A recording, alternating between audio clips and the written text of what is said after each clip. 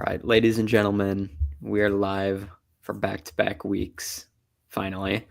And today we're here on Soul the Skull to discuss some NFL news, some Vikings news, mock draft simulation, and some other, probably eventually other Minnesota sports too are probably going to enter into the discussion as well here. But yeah, we're back today, just over a week away from the NFL draft kicks off next Thursday night. That would be April 24th. And yeah, Vikings got 4 picks as of now, first, third, 2/5, and we'll just have to see what they do. But with that said, we are going to whip up. I don't think we did this last year, so this might be our first time in the history of Soul the Skull. We are doing a mock draft simulation. Sam here is the resident draft expert, and he's going to guide us through, and it's going to be a good old time. So we're going to play as the Vikings. This is just a random website online. I don't have like the PFF Pro subscription or whatever. So I just found a free mock draft, and we're going to do it. You can go all the way back, years past, which is kind of cool. Mm-hmm. Let's go normal, standard. Looks good. All right. Oh, it already unleashed the first how many picks for us. Oh, no, it didn't. Yeah. How do we start? All right, we're going to check the settings. Oh, that is where we were just were. We're just going to make sure everything looks good. All right. We'll start. Oh, there it goes.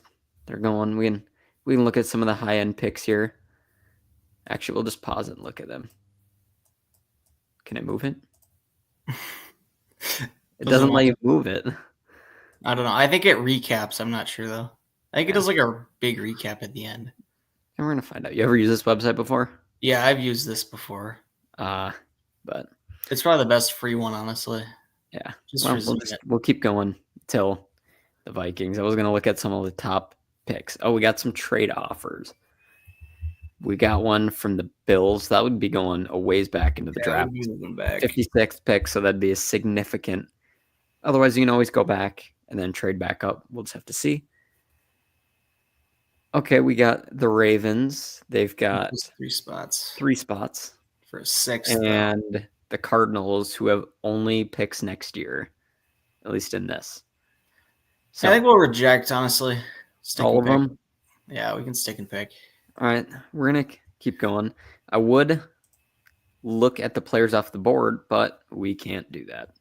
At least it doesn't seem like it. So get an idea here.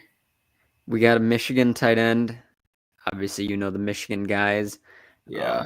Looking at some of the players, Malachi Starks. I remember Sam Z from last week, or was it you that really liked him a lot? I think we both.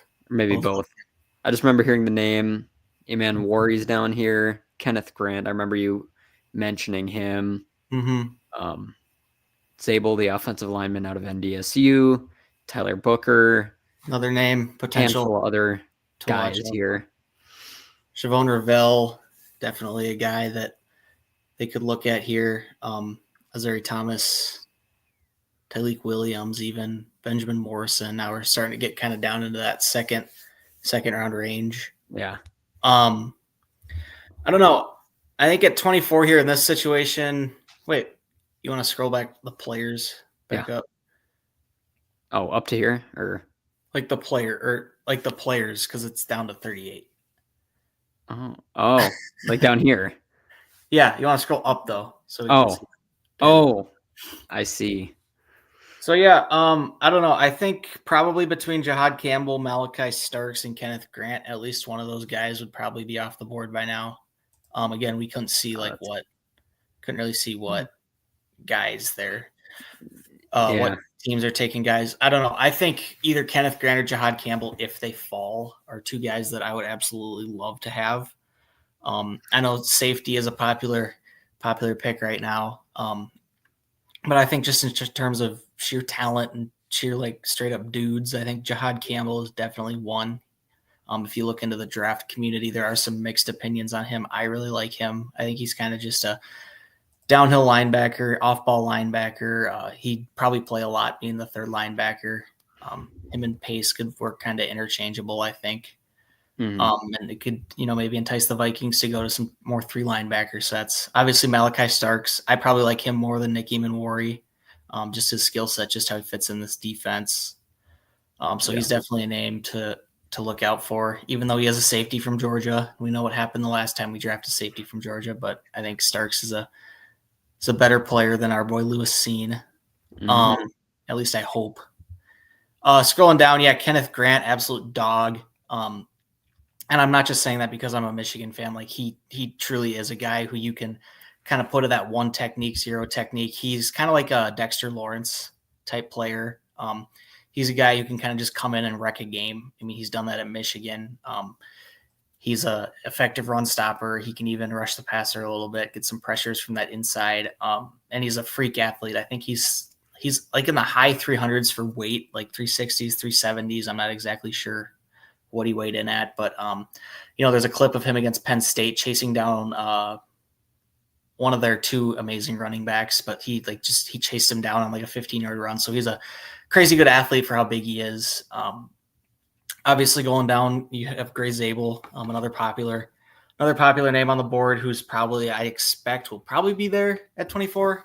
He's a guy that played tackle at NDSU, but it sounds like he's a little on the smaller side to play tackle, so it sounds like he's going to play guard or potentially even center. So I've seen some people talking about how, you draft him, play him at guard, and then once Ryan Kelly's done here, he could potentially move inside to center.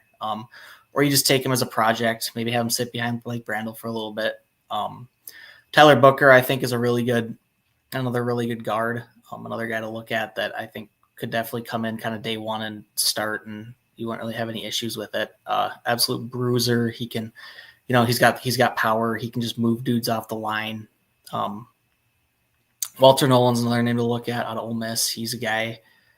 He was a super highly ranked recruit.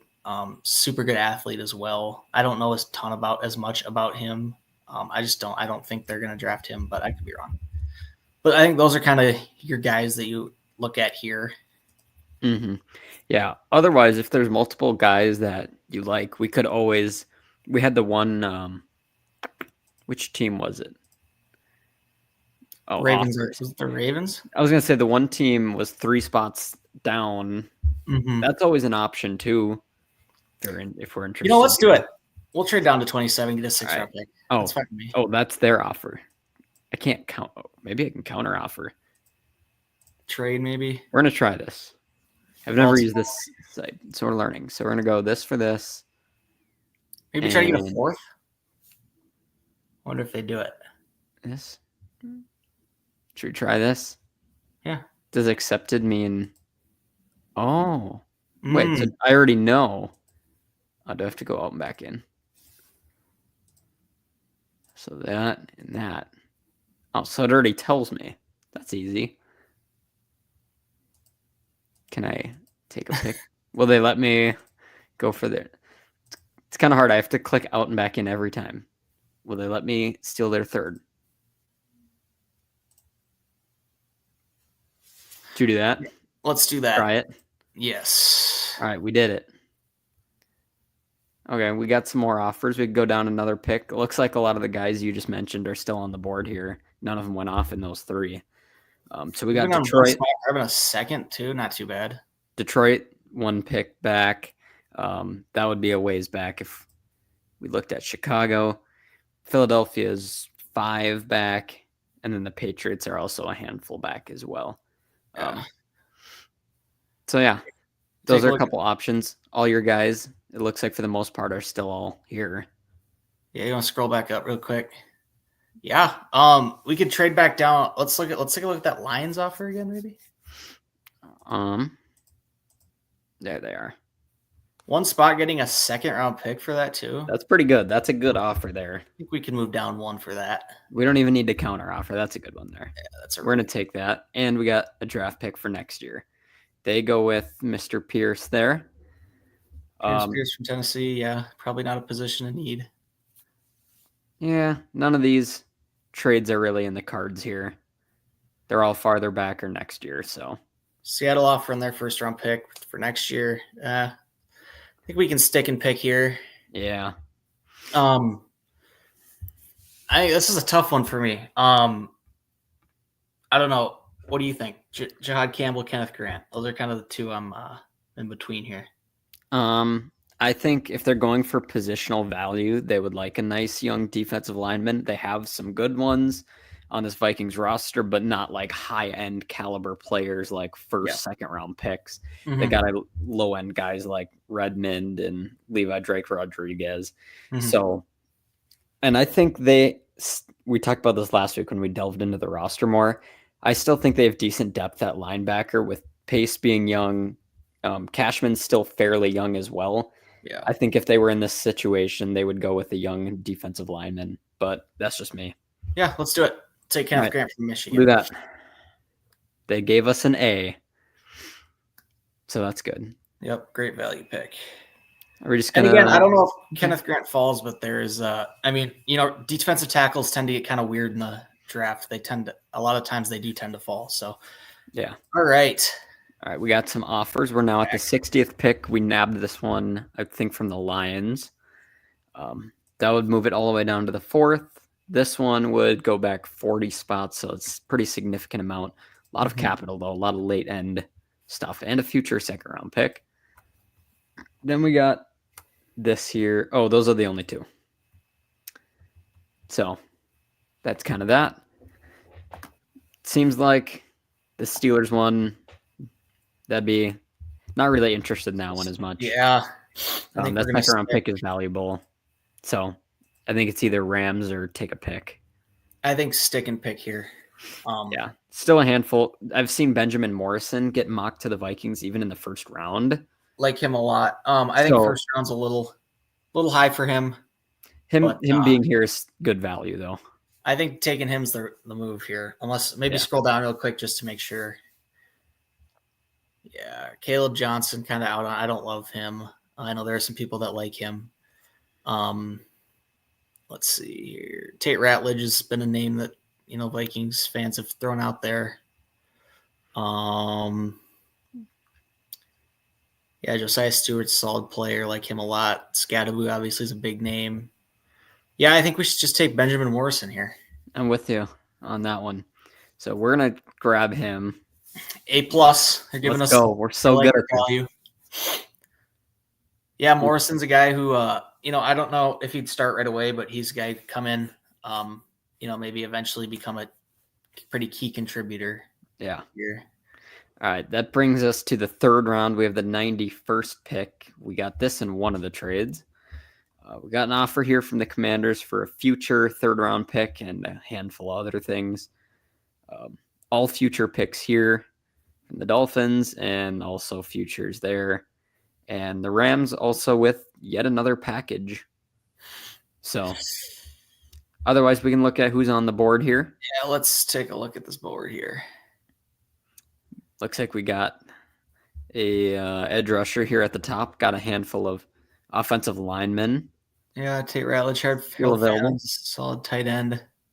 Tight end's not a need necessarily, though.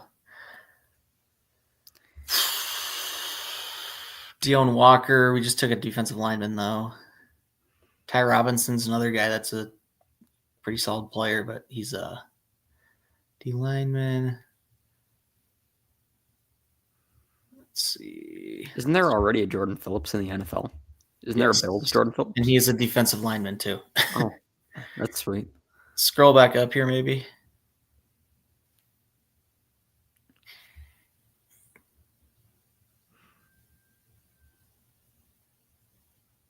I know the Vikings have met with this guy. I don't know if he's any good or not. I've just seen his name. I haven't. They've had a visit with him. So yeah, a handful of defensive linemen and offensive linemen, it looks like. Yeah. Pretty common around here. You go through positions, maybe. You want to click on safety? Yes. See who's there. Andrew Makuba. It's a guy name I kind of like out of Texas. He's a pretty versatile player. I think he'd fit pretty well in the Flores system. Not sure what kind of value we're looking at. Oh, pretty good value there. Yeah, he's projected a 3rd to 4th round pick. My guy Kevin Winston's off the board, so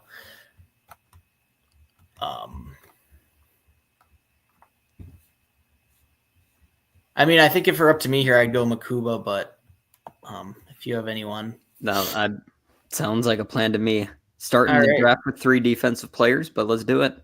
Yeah. And yeah, we can see who's been drafted. So we're going to roll with him. Just like that, we're going to be back on again. We got the 97th pick. This is the Kirk Cousins pick. No. A lot of future draft capital trades, it looks like. Yeah. Here.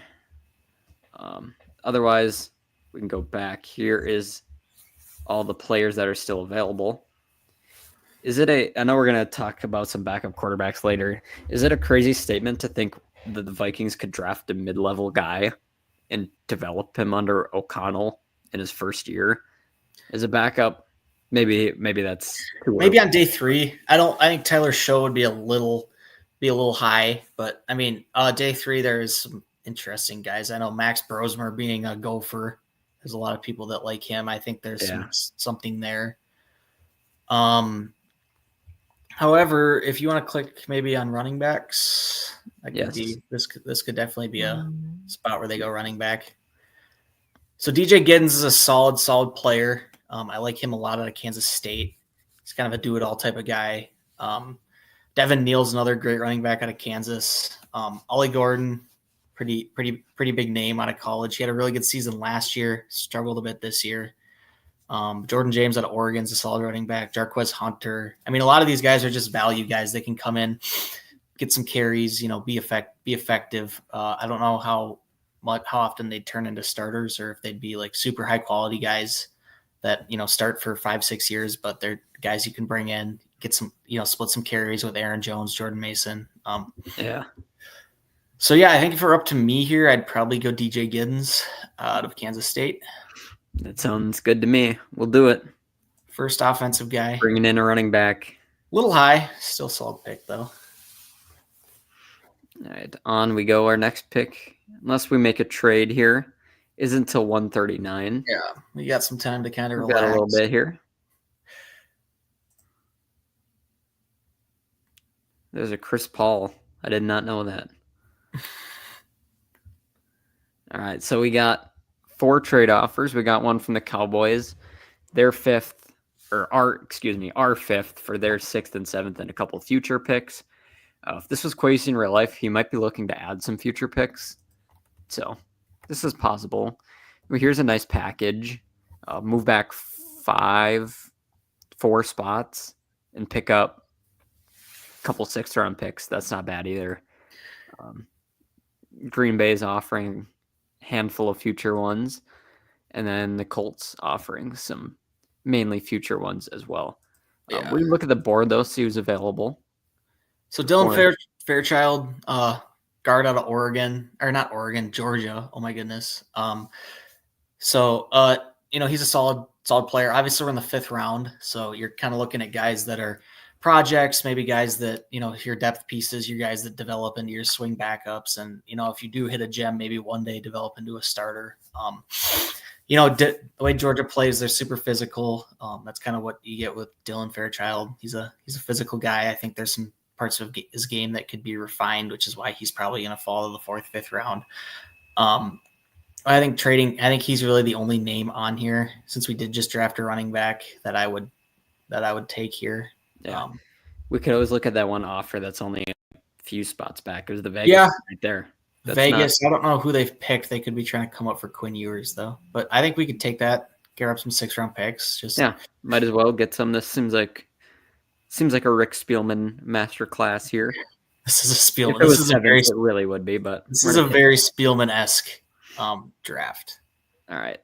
We got one from the Packers to move back 16, and then one from the Bucks for some future capital. I think we take Fairchild here. Still on the board, so we'll do it. Now we'll sit for a moment here. Great draft so far, though.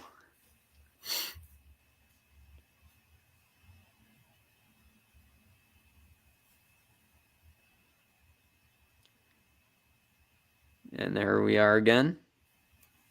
We got one from the Browns and move back 12 spots for an extra 6th and future 7th. A couple 6th-round picks to move back 15 spots from the Rams, and then a couple future selections for the Eagles here. Otherwise on the board, again, a handful of DBs here, and it looks like some offensive linemen still popping up at the top of the availability list here. Yeah. Let's see here. Bashard Smith is there. Travis. You want to scroll up? So Seth McLaughlin is a center out of Ohio State. That backup center role is kind of a need for the Vikings still. He's a guy who he played at Alabama. I haven't watched his tape. I've watched him play multiple times, being a college football guy, watching quite a bit of Alabama when he was there. Obviously, watched quite a bit of Ohio State, watching through the playoff. I think he could be a solid project. I think there's something there with him. He's a little smaller, but that's kind of typically what you're going to get with centers. He had some issues with snaps every once in a while at Alabama. He's a little older, but I think that in the 5th round, or we're in the 6th round now. 6th. Yeah, and that I think that's great value. I think that'd be another guy to go with, another project offensive lineman. Yeah, we have another pick and 7 picks anyway, so we're just going to take him and see what shakes out. Really addressing all the positions here for the Vikings. All right. We got an offer from the Colts to move back 2 spots for a future, or that's the only offer we have. Move back 2 spots for a future 7th. Look at the board. Here. So the name that sticks out to me here is probably Kobe Bryant. He's a corner out of Kansas. He's kind of smaller, so that's kind of been the concern with him. But he's got some skill. Solid guy from Kansas. I wouldn't be opposed to trading down here though, just for the maybe grab a future 7th. I think it's good value trade down. We're only moving back 2 picks, so low risk trade here. All right, we did it, and he's still on the board if we're interested. And yeah, might as well. Why not grab him? So we'll do it. All right, grabbing another corner to pair with Benjamin Morrison up there. Our next pick is 213. We're just crossing the 200. And there we are coming up right here. We got an offer here from the Dolphins for some 7ths, and that's the only one we have. Otherwise, we got, I'm assuming this must be Travis Etienne's brother. It is. Mr. Trevor Etienne here. He's an intriguing guy. We already drafted a running back. I don't see a need for 2. They could always look for a receiver. They like drafting their low-end receivers, as we know. That's always an option. Luke Lockey's an interesting guy out of Iowa. I liked what I saw when I watched him at Iowa. I haven't watched his tape either because I haven't looked into tight ends really much at all, just because it's not a major position of need. However, the Johnny Munt Vikings legend role is one that needs to be filled. However, he is more kind of just like a pass catcher. Yeah, they could always bring in a guy as tight end 3, since right now I think the only ones they have on the roster are Oliver and Hawkinson. So they're gonna have to bring someone. So they either have to bring in a low end free agent or a UDFA or draft someone in the later rounds. So yes, otherwise I can just pull up the other tight ends, and I don't know if any of these guys are ring a bell at all. Or Brenning Stool, although he's kind of exclusively a receiver, so I don't think.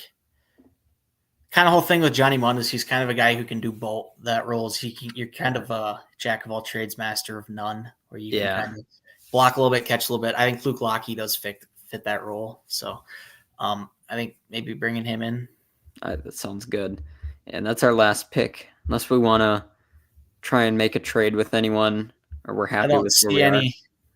I guess we can keep an eye on the board. I don't see any 7th rounders that I'm absolutely in love with, but there's a lot of value running backs still here. I like the guy in DJ Giddens we got though. Yeah. There we go. As we get close to the end, and there is the end. Look at that. Lots of A's and a couple B's. That's how you do it. Quasey, take notes, bro. We're cooking for you. Just let us in the draft room. Yes. So there you go, everybody. There's our mock draft. Yeah. Maybe next week or before the draft, we can whip up another one. Yeah, I'll do a first round mock again too for our draft live stream. But yeah, I think a few of us did last year. Mine was horrendous. I remember that as I think per me and usual. Sam Z did for sure. I can't remember if you did one. I did one 2 years ago. I know. Oh. I remember a couple years ago, I did a mock draft, and it was when the Vikings had. It would have been 2020, I think. It was when they ended up drafting Justin Jefferson, which was great, and I think Jeff Gladney. But I mocked them T. Higgins and Jalen Johnson, which both end up kind of working for their teams. Yeah, Jalen Johnson's a solid corner, and T. Higgins is obviously good. Yeah, Justin Jefferson's great, but though. So Justin no Jefferson regrets there. On a different level, so. Yeah. But there's our mock draft. Hopefully everyone enjoyed that exercise. And, yeah, that's that. So if anyone's got any thoughts, feel free to share it in the comments. What's up, Mr. Yankee? Happy to have you here today. Yeah. So with that said, I suppose we can transition into the next topic. And that's kind of looking still at the Vikings. The backup quarterback market is drying up pretty quickly, as we've seen. Names are going off the board left and right. The Vikings aren't making any moves. Drew Lock just went off the board this week, which is kind of what prompted me to bring up this topic. He went back to Seattle, and yeah, not many options left.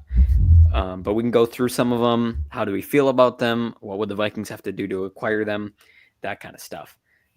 First name that comes to mind is Ryan Tannehill. He did not play at all last year. Presumably, probably thought he's starting caliber, but he's really not anymore. So he sat out, kind of like what Aaron Rodgers is threatening to do right now, but who knows?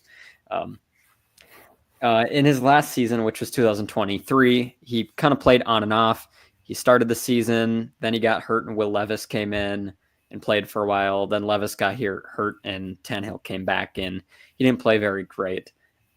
He's not really a great player anymore, but he's had some decent seasons between the Dolphins and the Titans and led them to playoffs a couple times. So obviously he's not going to be, you're not going to at this point find a high caliber backup quarterback that's going to come in and win a bunch of games. It's just if your quarterback gets hurt, somebody that can come in for a couple games and you won't panic. So yeah, personally, I'm not opposed to Tannehill. He's not a great player at all by any means, but he's got experience. I think him sitting out a season hopefully helps him understand that he's not a high-end player anymore like he once was. But yeah, he's a low-end guy for cheap money. I'm fine with it. Yeah, that's my thoughts on that. I would do it if the opportunity presented. They also could be waiting till after the comp pick window for some of these, but we'll see. Yeah, but that's just me. Yeah, I think after the comp pick window, there's potential for a trade. You could probably send a 4th, 5th rounder and get a backup. I know there's some teams that kind of have a couple backup caliber guys on their roster. I think a lot of this is just this says a lot, though. I think about how high this team really is on JJ McCarthy. I thought going into free agency there would be a guy they try to bring in to make him kind of beat out and just make sure you're set for this. Obviously, this is kind of showing us that what he's done, what they've seen from him in his rehab process, and then whatever else has been going on with him inside TCO. They're really happy with him, and obviously Kevin O'Connell being the quarterback guy he is, that's no reason not to trust his judgment on that. And they just turned down Aaron Rodgers essentially because they're ready to roll with JJ McCarthy. So yeah, I mean, obviously they're going to have to bring someone in. Who that is, we have no idea, right? But I'm not too concerned about it. I think Tannehill is a solid name, but if not him, obviously you could send a draft pick or something like that. Yeah, I'll kind of whip through these. These are just a couple other names that I had written down on my notes here. One of them is Desmond Ridder. He's also a free agent, former pretty high end pick. I think he was a third rounder, maybe by the. He was by the. No, yeah, he started with the Falcons. Then he went to the Commanders, or is it the other way around?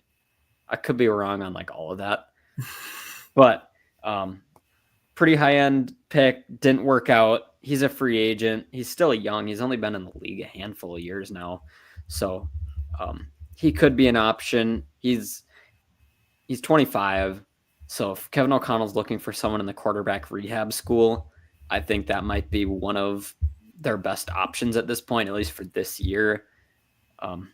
So yeah, I wouldn't necessarily be opposed to that. He's not a great player at all anymore, but with Kevin O'Connell's tutelage, it's an option. A couple other ones that we got: Sam Howell. He currently is with Seattle right now, but they just brought in Drew Lock, so that kind of shoves him down the depth chart. So he could be looking for a higher opportunity elsewhere. He's not been great in his career, but he does have some experience. I think he was also the same. He was like a mid-round, second, third round pick somewhere in that window coming out of North Carolina. He was pretty highly touted, and then his draft stock kind of dipped after his last season. Yeah, and hasn't worked out in the NFL very much. Another option until something happens on this front, I'm going to bring it up every time, and that is Kirk Cousins, because this is an interesting idea. What if the Vikings traded for Kirk Cousins, but instead it's really the Falcons kicking them back a pick, and then the Vikings just eat money? Was it the Browns or Texans? They were both involved in this. They did that with Brock Osweiler a handful of years ago. Bad contract. I think the Texans are the one that gave it. The Browns had some extra cap space, so they traded for him just to eat money, but they got capital in return for that. The Vikings still have cap space. They got, I think, 19 million, if I remember. The draft will take up a handful, but after that, they'll still have 12 or so million dollars. So that could always be a possibility too, is that the Falcons send capital to get rid of Cousins, especially since the Saints could be in pursuit of Cousins now that the Saints are kind of without a quarterback. They have the 9th pick, which is, they would have to probably trade up unless Shedeur Sanders fell down. They're in a weird spot there. So if the Falcons wanted to block the Saints, they could ship them to Minnesota. But those are just a couple names off the top of my head that I know are still possibilities. There's more. If I did a deep dive on every roster, I could find more guys. Yeah. But yeah, I guess I don't know if you have any thoughts on those guys. Those are just a couple right off the bat that I think it's highly unlikely Kirk Cousins comes back. I think that ship is kind of sailed, as much as we all love him. But yeah, I mean, solid names, solid guys you could bring in. Bottom line is they're just gonna have to bring someone in, obviously. I don't think Kirk Cousins would be an option unless he's released and you're like in August and something and he hasn't signed with a team yet. Then maybe you kind of look at that. But as long as we're not having Kellen Mond versus Sean Mannion again, I'll be all right. Otherwise, like we were saying, the Vikings could always draft a guy, even like a mid to later level guy, but not too low end, and try and do something with that. Because it's not like any of these guys are going to come in and win 14 games for you, and we're also not looking for them to come in and win 14 games. We're just looking for them. If we need you for a week, we can plug you in and not curl up in the fetal position. That's really all we can ask. Give us a shot, basically. But yeah, so maybe a guy like Will Howard out of Ohio State.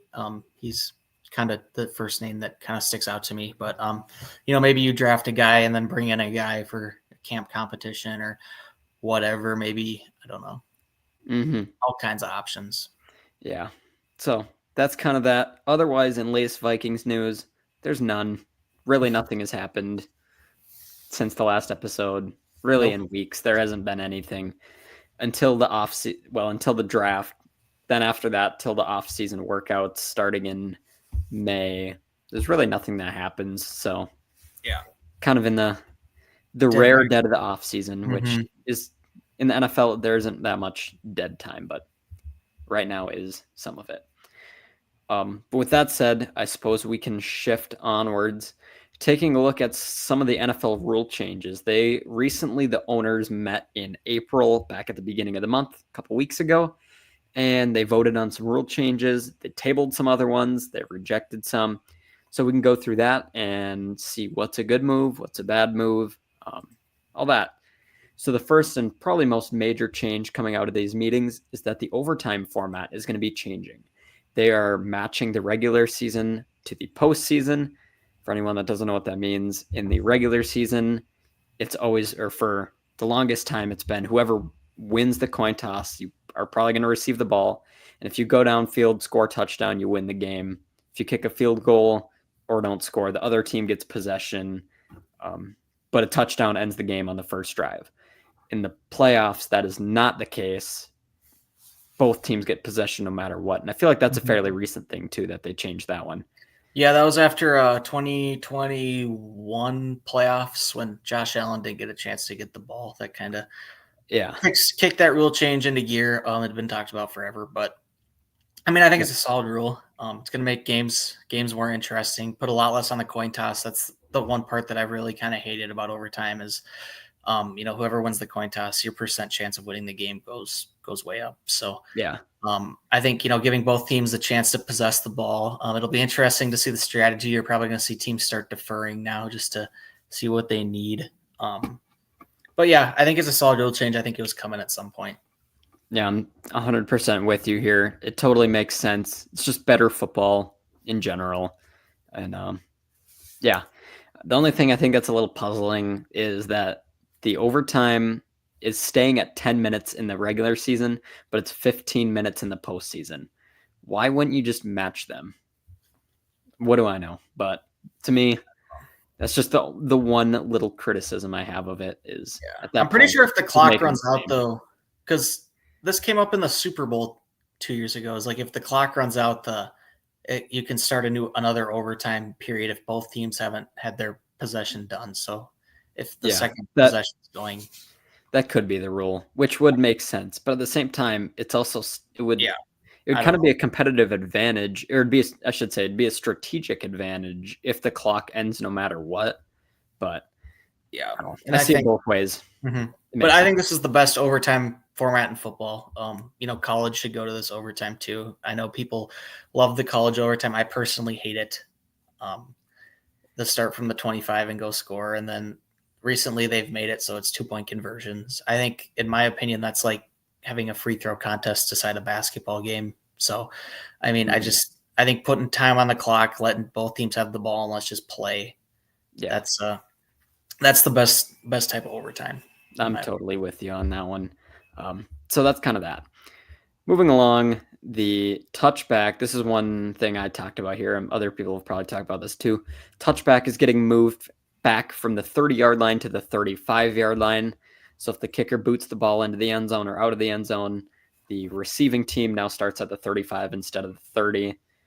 NFL is still trying to salvage kick returns, and they thought their new dynamic kickoff or whatever last year was going to help, and it kind of did. But at the same time, kickers still booted it out half the time anyway, so not even a chance. Pretty sure in the Super Bowl, I don't think there was a single kick return. No, I think even the Vikings, I don't remember. I can maybe count on one hand the amount of kick returns that happened. I think Will Riker just kind of booted it out of the back of the end zone. So, yeah, interesting strategy change. We'll see if teams start trying to kick it, kick it for a return. I think with the 35, with it being the 35, kind of basing your risk off of, how far the return is going to be and all that stuff. So, yeah, I don't know. That's one of the more interesting ones for me, at least in my opinion, just to kind of see the strategy on kickoffs. Mm-hmm. Yeah, I think it's a good move for the NFL, especially with them encouraging more kick returns. Moving that yardage up is going to encourage kickers to put the ball in play more. So that one makes a lot of sense. But Moving along, replay assist now helps with more penalties. So if there's a penalty on a handful of different things, so it says 5 new penalties can be overturned by the booth. So a hit on a defenseless player, face mask, horse collar, tripping, or roughing and running into the kicker. They can now be overturned. So say the flag is thrown, turns out to be a bad call by the refs, they can hit up replay assist upstairs and they say, yeah, that wasn't a penalty, and they overturn it. Easy, gets the call right. It's a quick process. Mm-hmm. The catch to this, though, is it does not, how do we say this? It doesn't compensate for missed calls or calls that weren't made. So Yeah. for people thinking this would change the outcome of the Rams game last year, it would not, because you can't add a flag on the field. You can only take it off, if that makes sense. So I guess good move, them expanding replay assist. The truth is, at the end of the day, missed calls are just going to exist. These people are human. You can't fix some of that stuff, and there's always going to be a hard line to draw with what should you be able to fix, what can't you. And I think, whatever, contrary to what a lot of people think, I think the NFL is pretty well officiated in general. It's a lot better than college, at least. College should be kind of a crapshoot sometimes, but I think, these NFL officials, they're kind of they're the best in the world at their job, and they're human. They're going to miss calls. It's the same thing in every sport that has human umpires, referees, you name it. So I think in general, two bad calls kind of even out. Some go your way, some don't. Like the whole missed face mask thing, it happened to the Vikings, and then there was a few times the Vikings got away with grabbing a quarterback's face mask. And so I think a lot of those just kind of even out in general, in my opinion. Yeah, no, I'm with you there. Moving along, they have altered the flex rules for Thursday night football games. Previously, they could flex a game on 28 days notice, or this would have to be at least 28 days notice to switch a game out of Thursday night football, put a new game in, and then both teams would have to agree. They have changed the deadline to 21 days, which is whatever. Really, I'm going to complain about Thursday night football all the time since I'm a Thursday night football hater. It's bad for the players, unhealthy, whatnot. But at the end of the day, the NFL is trying to make money. That's a whole nother rant and discussion I could go on. Also, I was never a player, so I can't speak on like player health and stuff. I know you played some. I could always ask Sam and Big Lou, because I know they played as well, about like how real that stuff actually is and the quick turnaround. Yeah, and there is a real aspect to it, especially because most of these guys play Sunday. Your typical week, that means you don't typically practice Monday. So then you basically have Tuesday and Wednesday to get, and then Wednesday's a travel day. So you have kind of Tuesday to get ready, and that's about it. So I think, giving that short week is just rough. And, a lot of times it's not a good game on Thursday night football. It's probably not going to go away just because of money, like everything is within the NFL. But, I don't love Thursday night football either. I think, having the Sunday slate and then, the 1 or 2 Monday night games is perfect. Yeah. With you there again. The NFL's also modified the uniform policy. Previously, teams could wear the alternate uniforms 3 times. Now it's 4, so that's just kind of a minor one. The Vikings only did it twice last year anyway, so we'll see. Moving along, first downs are going to be measured electronically. Chain gangs still exist. They're just backups, which, unless your technology goes out, they're just kind of there. So this is a good move. NFL should have been able to do this years ago. I don't know why they couldn't with all the technological advances. I don't know. But finally, they're doing it. So now they'll probably have a chip in the ball, lasers or something on the first down markers, and it's either you passed the line or you didn't pass the line. It's not eyeball spotting. Did any part of the football pass the line? Yep, great, first down. Nope. Oh, okay. 4th down. Okay, then on to the next down. Yeah. Whatever. So that's that. The proposal to change the playoff format has been tabled. The Lions proposed that so that it becomes seeding isn't based on division standings. It's just based on conference standings. So in that case, last year, the Vikings, instead of being the 5 seed, would have got the 3. Seems like owners are pretty split on that one. If they change it, I don't think that's going to be this year. That's going to be a bit into the future, but we'll see. A lot of mixed reviews on that one. We've had discussions on here before about that. Mm-hmm. Yeah. That's that. Moving along, that's kind of the last major one. Oh, other than the tush push, of course. The tush push discussion has also been tabled. Some people want it outlawed, and yeah, some people don't. Looks like that one is going to wait till May at the next meetings, and then I'll talk about it again. I think that's going to eventually get banned, but not yet. I think it's too early. Not enough support. But maybe 3 or 5 years into the future, then I could see them getting rid of it. But I don't know what's going to happen. In my opinion, I don't think it's a play that should be banned. Philadelphia, obviously, they run it very effectively. But, if every team could run it as effectively as Philadelphia does, every team in the NFL would run it. And, we've seen teams try it in the NFL. We've seen them try it in high school even. We've seen it in college. And, the Philly just had – well, it's a matter of them having an absolutely crazy good offensive line, and they kind of have it down to a science. It's very clear they practice it. And having Jalen Hurts back there obviously helps too, a guy who's pretty big, pretty compact. So, I think, there's one team in the NFL that runs it super effectively. And, there's other teams that try and fail. We've seen the Vikings try it. Obviously the Bills famously tried it in the AFC Championship game a bunch of times and failed a bunch of times. So that's kind of my take on the tush push in general is, Philly runs it well. Teams haven't been able to stop it. And, there's not really another team that runs it super well. So if they ban it and cite player safety as the reason, I understand that. If they ban it and cite competitive disadvantage as the reason, okay, that's no. Yeah, I can't player safety for being good at something. Yeah, player safety, you have a little more of an argument, but again, these dudes are beating up on each other anyway. And I guess some of the whole like sideways players are going sideways thing is dangerous and all that stuff. But yeah, player safety, maybe there'd be an argument for that. But that's that. Otherwise, that's it for this year. We'll probably revisit this discussion when the owner meetings are usually at the end of May, and then they could be voting on some of those things we talked about today that haven't happened yet. And maybe we'll be revisiting this discussion again. Maybe some other people will be on to share their input as well. With that said, that moves us into our final topic, and that is predictions.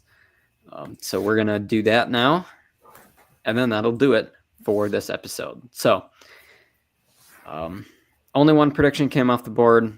It was Sam O over here, and you can talk about it since I know you're the golf lover. Rory finally did it. I predicted him to win last year. He did not. I think he finished like T20 or something.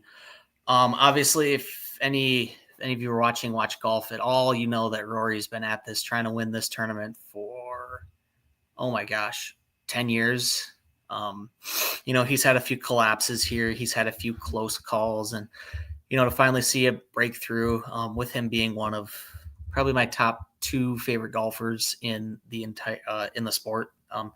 Super, super cool to watch. I watched all of his Thursday round, most of his Friday round, his entire Saturday round, and his entire Sunday round. It was just an awesome, awesome spectacle to see in the playoff. And, it's for any of you golf fans, you guys will be able to see that. I think all the golf world, whether you love him or you hate him, was kind of said like, hey, this guy's deserving of this. And most of the golf world was rooting for him. So that was really cool to see. But yeah, that's my take on it. I don't know if you watched the Masters at all.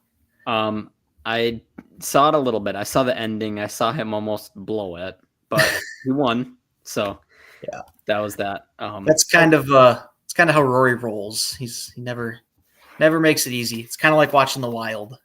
Yes. Also, his first appearance in the Masters was in 2009. Found that. So yes. So he's been at it for a long time. Yes. It has been over 15 years, but finally he broke through. He did it.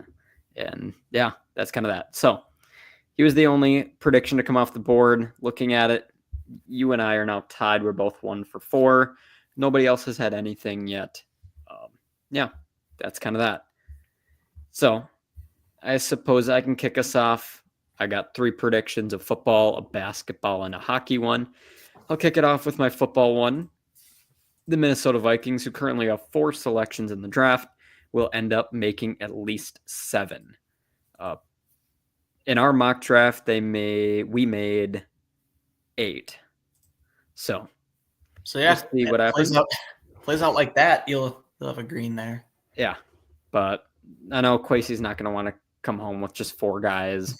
If it was Rick Spielman, it would be 7 seventh rounders, but probably have 10 guys in this draft. He'll bring in some guys, and last year it wasn't a whole lot of people. I think it was only 6 last year, maybe. Yeah. So not a super whole lot, but this year he'll get back to hopefully getting more capital and some more players in the building. With that said, that moves me into my second prediction. Marc-Andre Fleury, the Flower, will play at some point against Vegas.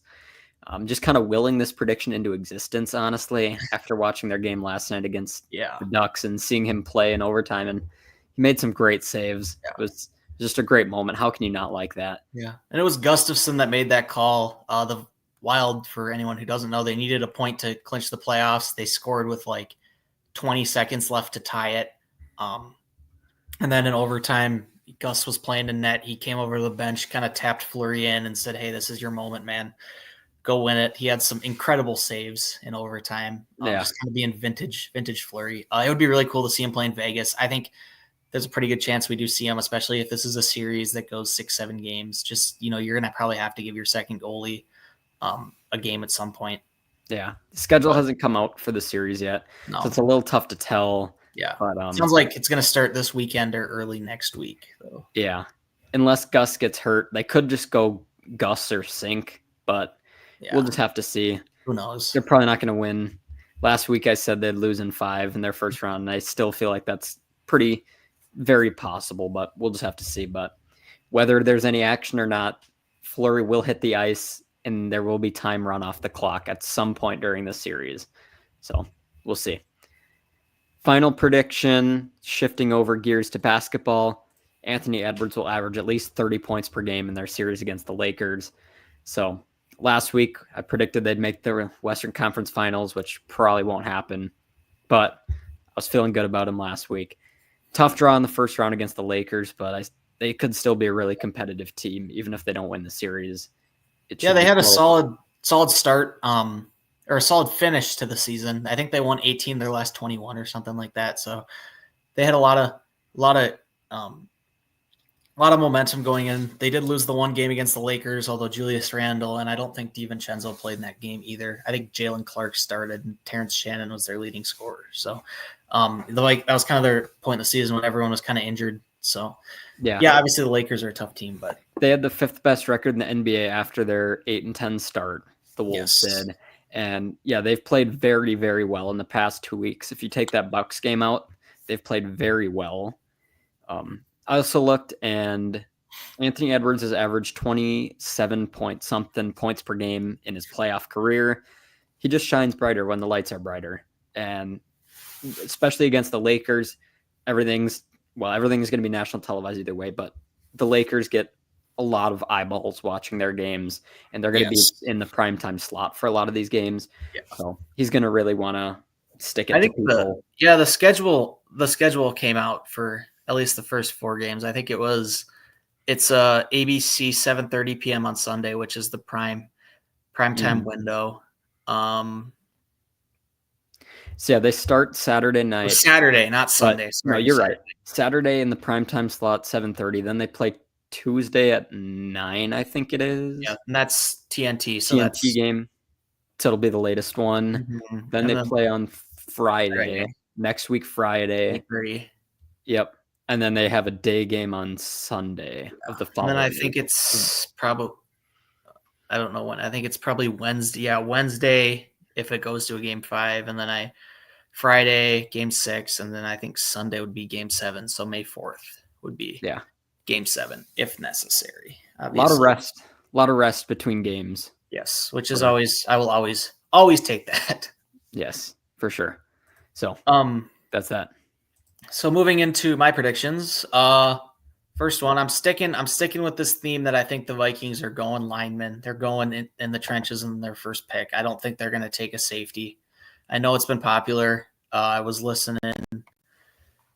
One of the Vikings guys I listen to does like a consensus mock. There's like a consensus mock board, and I think Nick Eamon-Warry was the most taken or drafted player on that board throughout like all the big mock drafts people have done. So I think Kwesi's shown a commitment to the trenches in this free agency, and I think he's going to continue that in the draft and try to really, really bolster that that line, whether it's on the offensive or defensive side. So it's my third prediction related to that.